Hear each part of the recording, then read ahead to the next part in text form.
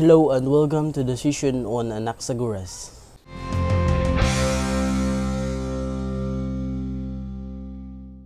ANAXAGORAS 500 to 480 BCE was an early pre-Socratic philosopher from Ionia. Although he was one of the first philosophers to move to Athens as a base, he propounded a physical theory of everything and claimed that nous, which means intellect or mind, was the motive cause of the cosmos. He was the first to give a correct explanation of eclipses and was both famous and notorious for his scientific theories, including the claims that the sun is a mass of red hot metal, that the moon is earthy, and that the stars are fairy stones. Anaxagoras, son of Hegesibulus or Eubulus, was a native of Clazomene, on the west coast of what is now Turkey. According to Diogenes Laertius, Anaxagoras came from an aristocratic and landed family, but abandoned his inheritance to study philosophy. He came to Athens and was a friend and prestige of Pericles, the Athenian general and political leader.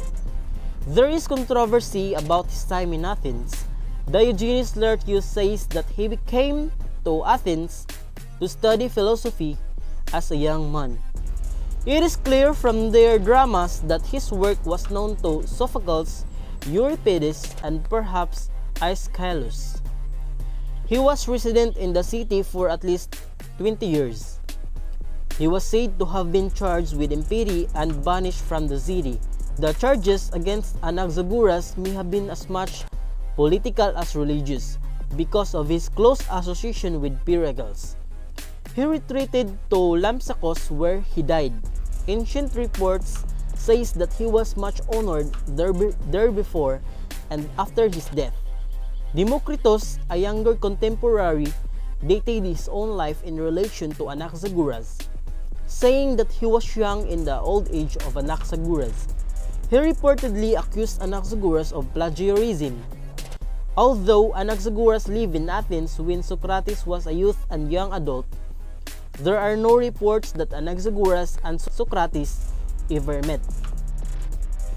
Anaxagoras was influenced by two strains in early Greek thought. First, there is the tradition of inquiry into nature founded by the Milesians and carried on by Xenophanes and by Heraclitus.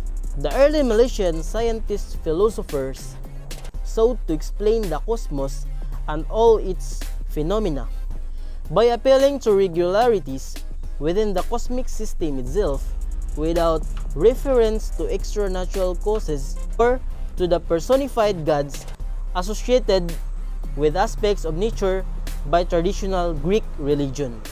They based their explanations on the observed regular behavior of the materials that make up the cosmos. Second, there is the influence of Eleatic arguments due to Parmenides concerning the metaphysical requirements for a basic explanatory entity within this Milesian framework and the metaphysically proper way to go about inquiry. Anaxagoras bases his account of the natural world on three principles of metaphysics, all of which can be seen as grounded in these Eleatic requirements: no becoming or passing away, everything is in everything, and no smallest or largest. A fundamental tenet of Eleatic theory is that what is not cannot be. Parmenides, using this claim, argued that coming to be and passing away are therefore ruled out, because genuine coming to be is changed from what is not to what is, while destruction is changed from what is to what is not. Thus, says Parmenides, what is without start or stop, since coming to be and passing away have wandered very far away, and true trust drove them out. Anaxagoras accepts this principle, explaining apparent generation and destruction by replacing them with mixture and separation or dissociation of ingredients. One way to think of Anaxagoras is that animals, plants, human beings, the heavenly bodies, and so on are natural constructs. They are constructs because they depend for their existence and the character on the ingredients of which they are constructed. Yet, they are natural because their construction occurs as one of the processes of nature. Unlike human-made artifacts, they are not teleologically determined to fulfill some purpose. This gives Anaxagoras a two-level metaphysics. Things such as earth, water, fire, hot, bitter, dark, bone, flesh, stone, or wood are metaphysically basic and genuinely real. All things work together. In everything, there is a share of everything. So, the everything in everything principle asserts the omnipresence of ingredients. In everything, there is a mixture of all the ingredients that there are. Every ingredient is everywhere at all times. This principle is a fundamental tenet of Anaxagoras' theory and leads to difficulties of interpretation. If everything is in everything, there must be interpenetration of ingredients, for it must be possible for there to be many ingredients in the same space. Indeed, the principle requires that all ingredients be in every space at all times.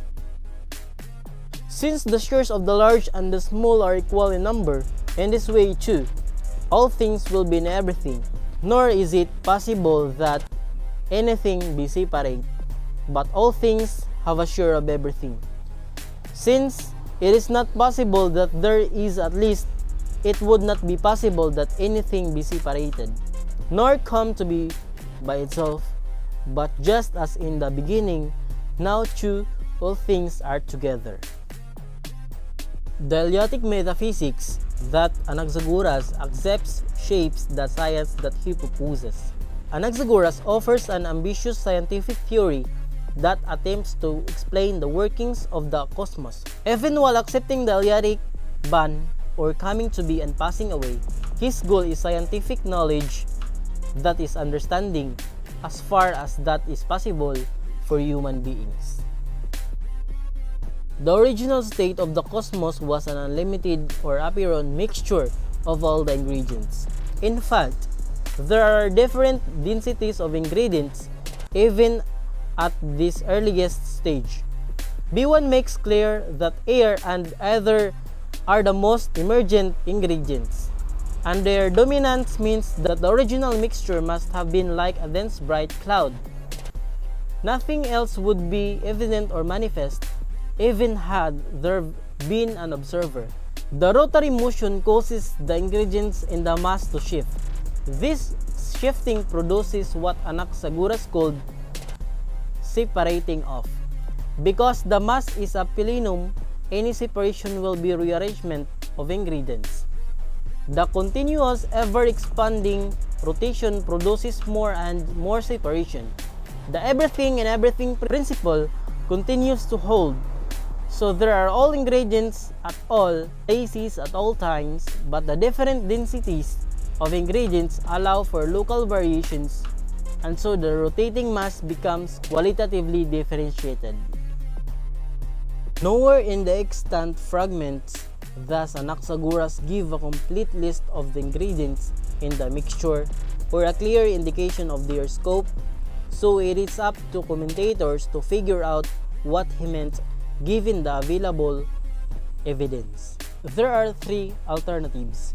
First, some scholars have held that Anaxagoras limited the basic ingredients to the opposites, such as hot and cold, wet and dry, sweet and bitter, dark and light, and so on. Second option accepts that literally everything in the natural world is in the original mixture. Opposites, but also natural material, like fire, earth, copper, iron, and the like. Animals and plants and their parts such as flesh, blood, and bone, and so on. Finally, there is a middle view which rejects the opposites only account and accepts that some things like plants and animals, heavenly bodies, are natural constructs. The original mix include opposites but also natural substances like minerals and earth, and the ingredients of animals such as flesh, blood, and bone, but no whole physically objects such as plants and animals themselves, or their organic parts such as legs and hearts. So according to Diogenes Laertius, Anaxagoras acquired the nickname Mr. Mind. His view that the cosmos is controlled by nous, mind or intelligence, first attracted and then disappointed Socrates.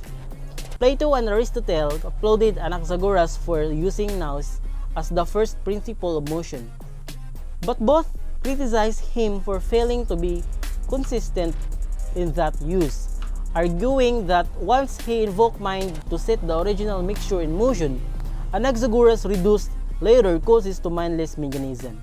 Mind or intellect plays a number of roles in Anaxagoras' system. Anaxagoras indicates this in the fragments by using different terms of different stages in the process.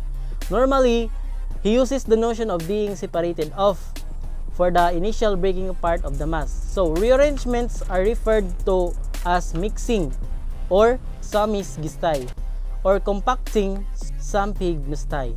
He also uses joining together or proskrinistai as a contrast to the separating off process or the apokrinistai. This is a later stage than the earliest separation of B1. The primary terms are compound forms of the verb krinein, to distinguish. The word can also mean to judge or to determine, and through the use of these compound terms, Anaxagoras reminds his readers that all of the changes are ultimately traceable to the action of nous or mind and sets the mass moving in the first instance. Reportedly the first of the pre-Socratic philosopher to settle in Athens, Anaxagoras was a significant figure not only for the later philosophical thinkers but also for the wider civic culture of his time. He was clearly an important influence on Pericles. Philosophically, Anaxagoras' theories were also widely known and influential. With the gaps in Anaxagoras' account of nous, expresses admiration for his recognition that mind has a role to play in guiding the cosmos, and he treats Anaxagoras' explanation of eclipses as a model of scientific explanation. So that's all for Anaxagoras, and thank you for listening and watching.